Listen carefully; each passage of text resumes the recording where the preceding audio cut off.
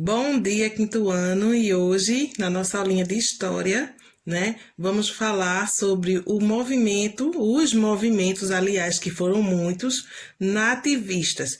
Que movimentos eram esses, né? O nome se dá movimento nativista, naquela época, né? Foi na metade do século XVII e no início do século XVIII, esses movimentos aconteceram, certo? Era o quê? Era os colonos, revoltados com a coroa portuguesa. Tiano falou para vocês que Portugal começou a dominar o Brasil, toda aquela história do início, né? Então, só que estavam vendo muitas guerras, muitos conflitos, como a gente viu em aulas anteriores de histórias, né? E esses foram os movimentos que aconteceram, nesta época, né? A falta de aceitação dos colonos com a coroa portuguesa, né? Com as leis da coroa portuguesa, certo? Por isso, dá-se o nome de movimento nativista, que eram os nativos revoltados, contra os estrangeiros. Entenderam? Nativos, vocês sabem que são pessoas da terra, né? São pessoas que moram naquele território que já tem o quê? Já tem um certo tempo morando ali, né? A gente sabe que o Brasil era apenas uma mata e foi descoberto pelos portugueses. Os índios já tinham vindo há milhões de anos, né? De outras terras também. Enfim, com o passar do tempo, começou a haver mais conflitos ainda dos nativos daqui, das pessoas que já viviam daqui, contra a coroa, contra, os colonos contra a coroa portuguesa. A primeira revolta foi a Revolta dos Beckman. Recebeu esse nome porque foi liderada pelos irmãos Manuel e Thomas Beckman, no estado do Maranhão, no ano de 1684.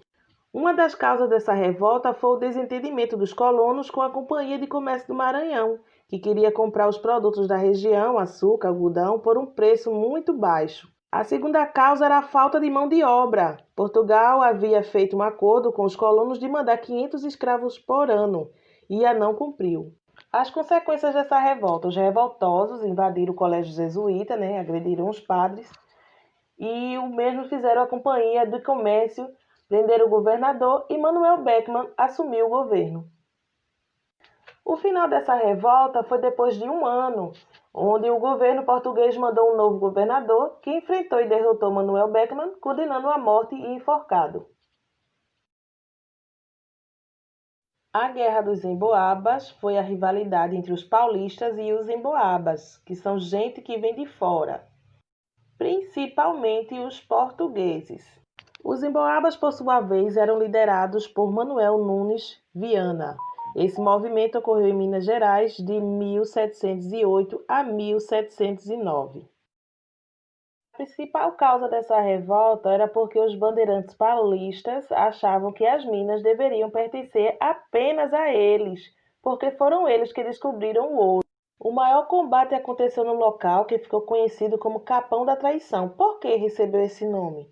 Porque os emboabas prometeram deixar os paulistas caso se rendessem. Foi o que os paulistas fizeram, mas logo que eles se entregaram às armas, todos foram mortos. Por fim, o rei de Portugal criou a Companhia de São Paulo e Minas de Ouro, regulamentou a cobrança do quinto, a coroa passou a controlar a exploração das minas. A Guerra dos Mascates aconteceu em Pernambuco no ano de 1710 e 1711, provocado pela rivalidade entre os senhores de engenho de Olinda e os comerciantes portugueses do Recife, os Mascates. Os habitantes de Olinda eram grandes, ricos senhores de engenho. O Recife era habitado por comerciantes portugueses, que eram os mascates. Os recifenses mascates, solicitaram ao rei a elevação do Recife à categoria de vila. O rei atendeu à solicitação de Recife e demarcou os limites entre Olinda e Recife. Mas os olindenses não gostaram dessa demarcação de limites e eles, revoltados, invadiram o Recife. A revolta de Felipe dos Santos foi um movimento nativista ocorrido na cidade de Vila Rica, em Minas Gerais, em 1720. E recebeu esse nome porque foi liderado por Felipe dos Santos. Sabemos que as Minas Gerais eram minas de ouro e o governo, por sua vez, quis tirar o máximo de proveito desses mineradores, né? Exigindo impostos altíssimos. Então foi quando uma multidão de revoltos dirigiu-se à casa do governador, chefiados por Felipe dos Santos, pedindo a diminuição dos impostos. Foi um conflito muito grande, mas no final os manifestantes perderam a causa. O governador mandou prender os chefes do movimento e suas casas foram queimadas.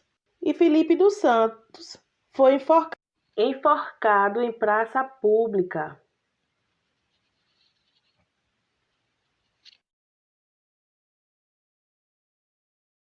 A Inconfidência Mineira foi semelhante à luta de Felipe dos Santos, né? Foi a continuação da luta de Felipe dos Santos. Joaquim José da Silva Xavier, o Tiradentes, tinha como meta baixar os impostos altíssimos que a coroa portuguesa cobrava. O objetivo também principal era libertar o Brasil de Portugal, de toda essa guerra, de todos esses problemas, de toda essa luta. Padres, poetas, escritores, mineradores, todos eles faziam parte da Inconfidência Mineira, os chamados Inconfidentes.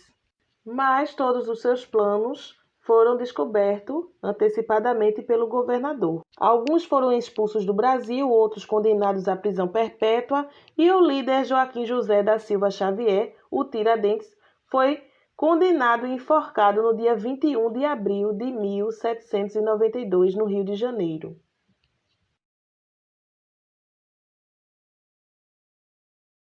Então, gente, essa foi a nossa aulinha de história. Vocês conheceram sobre os movimentos nativistas, né?